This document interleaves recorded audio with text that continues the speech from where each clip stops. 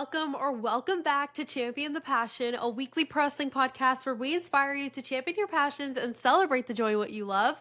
I'm your host. My name is Victoria Daisy, and today we're going to be recapping everything that happened last night on NXT. But before we dive in, don't forget to leave a 5-star review if you enjoyed. Follow me at It's Victoria Daisy across all social platforms and follow Champion the Passion across all streaming platforms. But before we dive in, I just have to say, guys, we did it.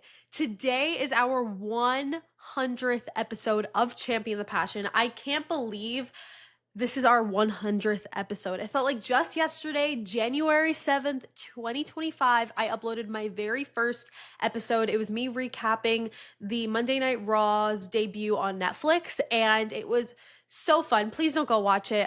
It's very cringy. It was my first ever podcast episode, but you know what? We're here today. And it's been such a fun time. And, I don't expect to end this literally anytime soon. I'm going to be doing this until the wheels fall off. And I just have to say thank you guys so much for all your love and support. It truly means the world. This started as a passion project, and what it's turned into, the community that I've gained from it is just unreal. And I'm just so thankful. And what better way to celebrate the 100th episode of Champion the Passion than with an NXT recap? So let's dive right into it, shall we? So the first match of the night was an 8-man tag match. We had Hank and Tank, Sol Ruka, and Zarya tag teaming against the Culling and Tatum Paxley. So this was a crazy match, okay? I mean, there were bodies constantly flying everywhere. I mean, it was pure chaos the entire time. But it was super cool to see, how the women would have their moments and then they would go rest and then the men would have their moments. I felt like all the spots and the really awesome move sequences were really awesome. I also thought that the men and women worked really well together. And honestly, it was just an epic way to kick off NXT. I mean, it was such a fun match. If you haven't gotten to see it, you definitely need to go watch it. It was so good. But in the end, the Culling won thanks to Tatum Paxley, which if you guys notice the little story they're trying to tell here, we all know that one day Izzy Dame is going to turn on Tatum. But for the time being, go off, queen. Then we had a segment from our NXT women's and new TNA Knockouts champion, JC Jane. So JC got on the mic to say that JC Two Belts runs women's wrestling. Then she kept praising herself by saying that she did this with no help and how she's this history maker.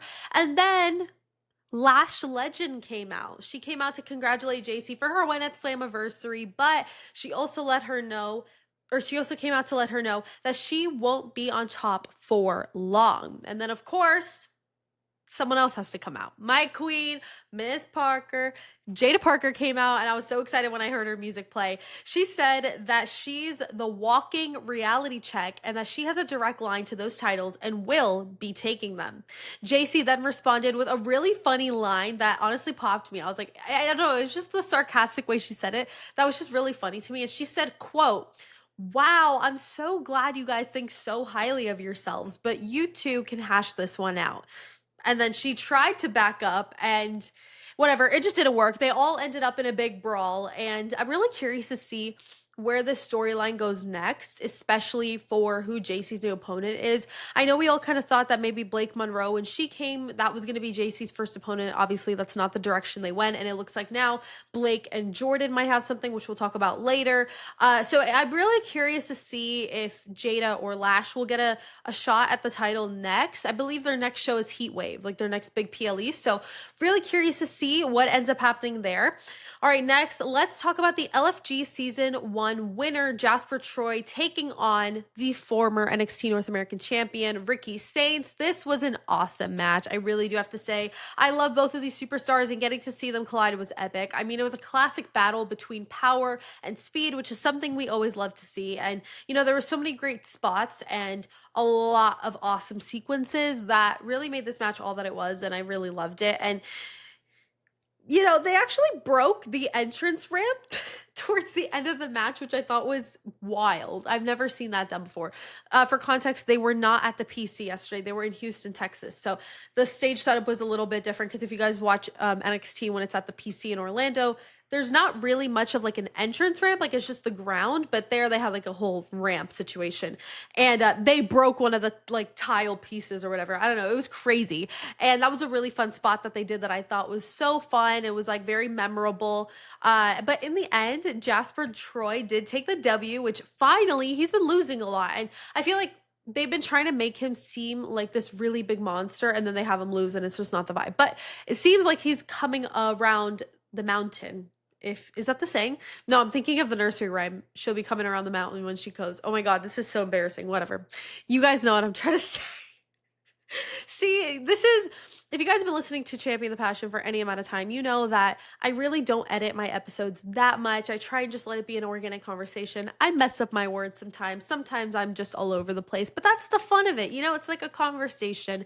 And that was just one of those moments. I don't even know what I was trying to say. I think what I was just trying to say is maybe he's on the up and ups again, and hopefully he'll start winning soon. Whatever, I digress. Let's move on. So the next segment we had was with Trick Williams, the TNA World Champion, Trick-a-nay, if you will. So he came out to talk about his match at Slammiversary, obviously a triple threat match for the title against Joe Hendry and Mike Santana. Also, if you guys didn't watch Slammiversary, what the freak are you doing? Slammiversary was so good, and it really... I feel like TNA recently has really caught my attention and I'm like, crap, I really need to watch TNA. So I'm trying to figure out how I'm going to start watching it. I know they have a subscription service on their app. So I'm trying to figure those details out.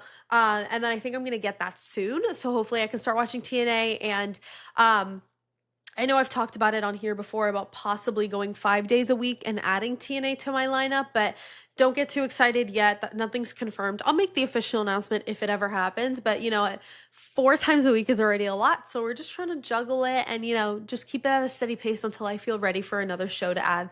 But back to Slammiversary, it was absolutely amazing. And this main event was freaking bonkers. I really was convinced Mike Santana was winning. I'm a huge Mike Santana fan, so I was so convinced this man was winning, and then he didn't, and I was kind of sad. But it's okay. We love Trick-a-nay.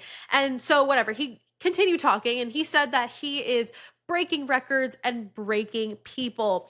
Then he talked about how, some of those, quote, LFG kids stood in his way last week and were disrespectful towards him. And then he said that they tattletaled like little kids to their coach, The Undertaker. If you guys remember, that was something that happened last week. And, he started throwing Taker under the bus, which was so like, oh my God, no, what are you doing? But of course, The Undertaker came out, which was such a baddie move for him. And, Taker got on the mic and he said that Trick's got everything but respect. He said that Trick isn't the same guy now with the TNA World Championship as he was with the NXT Championship. He said that he feels like his attitude's different and he just isn't hungry anymore. He thinks he's too cocky right now. And, he said that his attitude is going to end him. And that's when the walls will start crashing down. And Trick started talking back, but The Undertaker was not having it because he actually choke slammed him, which I thought was crazy. And I was just like, ooh, okay, buddy. Taker was not playing about his LFG students. I was like, okay, period. Clock that T. Literally, he said... what he was in that moment, he was that Justin Bieber meme where it's like, it's not clocking to that I'm standing on business. Trick was persistent. He was like, no, but I don't care what you have to say. And Taker was like, actually, I'm going to choke slam you. So you know what? That was that. It was great. Then after we had Blake Monroe versus Ren Sinclair. This was Blake's singles debut match. Obviously we saw her, what was that? The Great American Bash in a tag match. That was her debut match, but this is her singles debut. So now she is fully fledged into NXT and, I thought it was a really great match, but it was very short, unfortunately. I did feel though that Blake had full control of the match after the opening sequence because I feel like Ren took a lot of that control in the opening sequence, but then after that, I felt like Blake really had control over the match, and I really liked it. She ended up winning the match, but then Jordynne Grace came out to try and attack her, and it was absolute chaos because there was a lot of security around, so they were really trying to separate them, and they did the best that they could, but it was just absolute chaos. And I loved how it wasn't super clean. There was a little bit of botches because it kind of just felt like very desperate. They just really needed to get to each other, and I loved that. All right, next, let's talk about the Ethan Page segment that happened. So first of all, I just have to say, Ethan Page is one of the most, if not the most unserious human beings on earth because he cut this promo on a podium. Yes, you heard that right. And he basically announced to the crowd that it is day 56 of him as the NXT North American champion. And, he said that his mission is to bring honor to this title. And so he basically went on a tangent about how he's Canadian. Tell me something I don't know. And then the crowd started chanting USA, which is obviously iconic. And then he was like, well, I was born in Canada, but I was made in America. And then he threw away the North American Championship and unveiled a new championship, which is basically the same design as the NXT North American, but it has the Canadian flag on the strap, which actually was so funny. And he said moving forward, this title comes with Canadian excellence, whatever that means. And he basically was trashing America and putting over Canada. And reminder, they were in Houston, Texas last night. And he said that Texas is in America and America is in his North America. And I was like, okay, buddy. And then he started singing the Canadian national anthem, right? Is that what it's called? Their Canadian national anthem. But then Santino Marella came out and I was like, let's go. So Santino came out to say, while he's Italian, he did choose to raise his family in Canada, but he doesn't think like Ethan Page. And he said that what comes out of Ethan Page's mouth is garbage and disgusting. And then Santino challenged Ethan to a match next week. And I was like, what? This is what dreams are made of. I freaking loved it. So I thought that was really fun and interesting.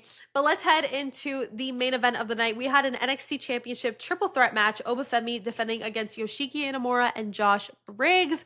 Now, this was an insane match, I do have to say. All three of those men, whoa, they are big men. And they are brutal, hard hitters and didn't hold back for 1 second in that match. I mean, their collide was absolutely insane. I was gagged half the time. It was just pure insanity. And you know what? I loved it. I also loved the storytelling in this match. Obviously, the story that they've been telling between Inamura and Briggs, and obviously throwing Oba in the mix. But of course, in the end, our King Obafemi took that W and retained his title, which we loved. But let's head into my overall thoughts. So this, again, was a really good show. My match of the night was definitely that opening match, the 8-man tag match. I just thought it was so entertaining and very well executed. My segment of the night has to go to the Ethan Page segment. I mean, I was just laughing so hard the entire time, and I just thought it was really good. It was a great laugh. Overall, I'd probably rate the show a 7.5 out of 10. So I feel like this week has been very monotone shows, not in a bad way. There have been really great moments, but overall, we'll see what happens. But I also wanted to remind you guys, I announced this yesterday and I'm going to say it again today, that I am taking a short break from Champion the Passion for about a week and a half, 2 weeks, starting this Saturday, July 26th through August 5th. That's how long I'm taking a break. So there will be no podcast episodes from July 26th to August 5th. I believe it's about a week and a half. I will be back with regular scheduled programming August 6th, excuse me, I cannot speak. August 6th. I'm a hot mess today. Holy crap. I can't even. Like, if you are watching the video version, my hair just went right in front of my face. Anyways, I need to collect myself. It's been a long day. But August 6th is when new episodes start coming back out. But the reason that I'm taking this break is because I'm going to be live in New Jersey for the first ever 2-night SummerSlam, bringing you guys all the live coverage you guys need. Plus, I will be exploring and having fun adventures around New Jersey and New York City that I'm very excited to bring you guys along with me with. But I'm just taking this time to make sure that I have everything fully prepared. And since it is a really huge weekend, one of the biggest of this entire year, I want to make sure that I'm taking care of myself and taking a break from all of this so that once I go on the trip, I feel ready to go. And then when I come back, we are ready to get back to regular scheduled programming. But again, thank you guys so much for your love and support. Can't believe that this is the 100th episode. So tomorrow is going to be my last episode of the week until August 6th, which I believe is another NXT recap. That's when we come back. So that's going to be really awesome. But yes, tomorrow will be our Dynamite recap. And then we take the break, which I'm like feeling bittersweet about, but it's okay. But thank you guys so much for watching and listening to this episode of Champion the Passion. Don't forget to leave a 5-star review if you enjoyed. Follow me at It's Victoria Daisy across all social platforms and follow Champion the Passion across all streaming platforms. Don't forget to champion your passions and celebrate the joy in what you love. And I'll see you guys in the next episode. Bye.